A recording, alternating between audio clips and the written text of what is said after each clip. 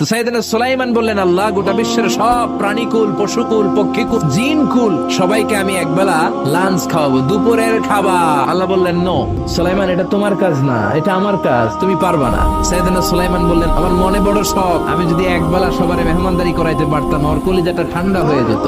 আল্লাহ বললেন, ওকে, ট্রাই করে দেখো পারো কিনা। সাইয়েদনা সুলাইমান আলাইহিস সালামের অনুসারী ছিল জিনেরা। জিনের বাদশারে বলল, জিনের বাদশা, দাও সাগরের পাড়ে 40 কিলোমিটার জায়গার মধ্যে খাবারের আয়োজন করো। জিনের বাদশা বিশাল বিশাল ড্যাগ পাতিল নিয়ে সমস্ত জিনদেরকে নিয়ে রান্না বান্নার কাজ শুরু করলো। 40 কিলোমিটার ব্যাপী জায়গা নিয়ে খাবার তৈরি করা হচ্ছে। সব যখন রান্না শেষ, চলে এলো সেই মহেন্দ্রক্ষণ। ইন দ্য মিন টাইম সাগরের ভেতর থেকে এক বিশাল আকৃতির তিমি মাছ করে ডেকে বলল, সুলাইমান, খাবার দাও। উনি ঘোষণা দিলেন, যাও এটারে খাবার দাও। তিমি মাছ বিশাল বড় করে বসে আছে সাগরে।